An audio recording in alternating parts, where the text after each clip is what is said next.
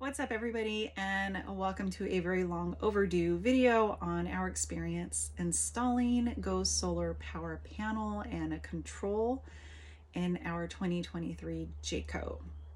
If you are considering installing Go Solar Power or would just like to know how well they work, this is a video for you.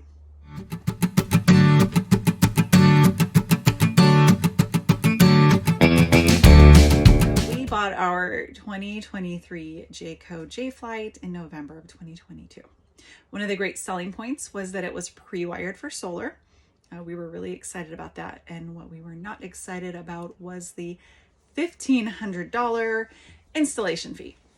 Hindsight, when we were negotiating the price for our trailer, if we would have known that it would have been cheaper to just put them in the sell price, we would have, but hindsight is 2020.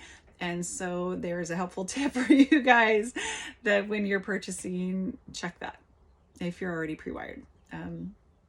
Because yeah, hindsight, doing it after you purchase was crazy, ridiculously expensive. So luckily it's very easy to install, and we saved ourselves $1,500. So yeah, we got that going for us. Okay, moving on. We purchased these panels from Amazon. We purchased the initial pack, which was one panel and the controller. And then we went ahead and added an additional panel for a total of about 380 watts of power. And it came, the normal, I think 4 days it took. It was completely intact. Nothing was broken, thank goodness. And it was installed in about 4 hours or so. It did not take very long.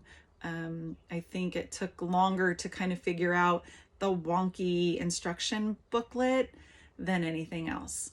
So on a Friday, about mid-morning, my husband started to install, and we were done by, I don't know, late afternoon, something like that. So it was kind of a one-man job. I mean, I was working from home. I work from home, and I was in my office, and by the time I came out, he had pretty much almost finished installing the control panel and was moving on to the panels. Unfortunately, I don't have a lot of video, and that was why, because I was working, so I wasn't able to film. But from what I can see, it was very easy, very plug and play. We did things a little bit differently. We have seen a lot of people that install the panels first and then they go and they put the monitor in. We did not do it that way. We actually installed the control panel first and then checked to make sure that was operational. And then we went up to, I say we, not we, he went up to the roof and installed the panels, and then we connected everything and we were good to go. So we did a little bit differently. That might work for others, that might not. I think it's up to you guys how you do it, but that was just how we did it. That was what worked for us. And yeah, so we installed the control panel. That worked flawlessly. The panels, I would suggest buying an additional cord. I didn't order anything extra, and I will tell you that Go Solar Power did not include an additional, I don't know what you call it, a wire or whatnot. I will put a picture so that you know what I'm talking about. So I would definitely suggest ordering that part, because if we would have had it, we may have reconfigured how we installed our panels. We installed them the way we wanted them to, and we still do have room for an additional panel if we want to add one later. But if we would have had that part, we probably maybe would have done things differently. I don't know. But hindsight, yes, even if you don't use it, you will have it later just in case you have to replace it for some odd reason. But I do suggest ordering that part from experience. So these were installed very easily, and we were drawing in power immediately when they were plugged in. It was awesome. It was so exciting, and we're still just absolutely thrilled that we did this. So we did a Voyage solar trip. Shortly after, we went to a local KOA And we stayed at a site that did not have power. It just had water and sewer. So it was a great opportunity to test the panels. So when we arrived, we hooked up as normal, and we were drawing power. Batteries were charged. We were doing great. And it has been not unusually, I don't know. It's been very rainy and cold. We've had a really great winter. I'm not going to complain. You know, we need it. So we knew that we were going to be running the heater. And because we do not have an inverter yet, we did bring a generator just in case. And we do have some extra solar banks, solar power center, like Jackery. We have a Jackery, a few of those that we also have that we can plug the TV in, or our, laptop, iPads, whatnot, to charge with a solar panel as well. So we had some backup. But yeah, we knew we would be definitely running the heater. So that evening, our first evening, we did hook up the generator. Even though we were fine, we had full battery power, and we were getting solar, we were getting power from the sun. We did hook up the generator so that we can watch TV and whatnot for a couple hours before we called it a night. So we did run our generator, but we cut that off at about 9 p.m. and we had the heater running, and it was running intermediately throughout the evening because it's so cold. And in the morning, we went from 100% and we were down to about 64%. So we were doing pretty good. We didn't excessively use lights and, some of the plugs that you can use on battery power, because we really don't need to, but that's where we were at. So the following morning, as soon as there was light, we were drawing energy and we were repowering up those batteries. And within a couple of hours, it was very, very quick. We were back up to 100%. We stayed 100% the whole day.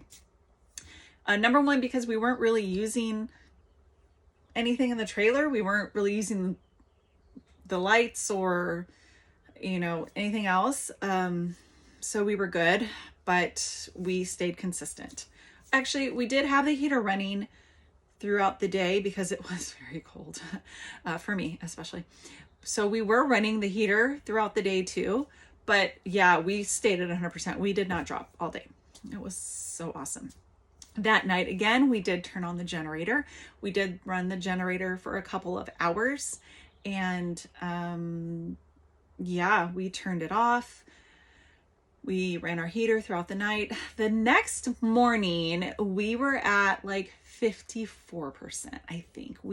For some reason, I think the heater ran a little bit more than maybe the night before. We're thinking it was very cold. The pipes froze. It was very cold for California. So that may have had something to do with it, but we did notice that we used a little bit more power on the second night than we did the first night. But again, we had light outside, the panels were charging, and we were at 100% like within an hour and a half or two. It was fast.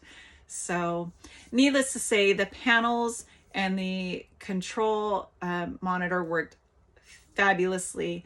We are super happy with it. I think the only other thing that I would say, me being here, obviously if my husband was here, he would probably have some things to add to this, but I would say that the second thing is the instruction manual. One of the things he mentioned is it's like, almost like you want to think that it's harder than it really is, and you're kind of like overthink it, but the booklet is kind of vaguish. So the instructions in the book that Go Solar gives you is kind of vague, especially if you're pre-wired, I think. That is something to be aware of. When he was up there installing the panels, he's like, I think I'm overthinking this. Like this, what the heck? That's what we can say secondly. But other than that, we really don't have any gripes or anything that we don't not like about the Go Solar power system. We will be installing an inverter at some point. We're kind of still on the fence of how we're going to not how, I guess, kind of, you know, what we're going to go with, how much power we're going to need and whatnot. So we're kind of still like figuring that out. In the meantime, obviously we have a generator, we have other things that we can utilize. But summer's coming. We don't anticipate having to like really we don't need a whole bunch. We're weekend wearers. We don't really need a whole like gigantic inverter system to do like crazy stuff and a crazy amount of, you know, panels and power. We're not that kind of campers, I guess you would say. So yeah, that's about it that I have for this video. I'm really happy with it. It's so nice.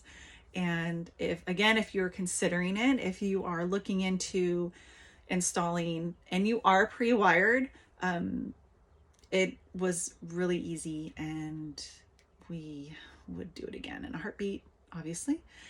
And that's about it. So thanks for watching, and hopefully in our next video, we are going to go over generator and a great tool that we found. So stay tuned for that. That will be coming up shortly, hopefully not in like 4 weeks like this video, but what can I say? Life happens and we got really, really busy. So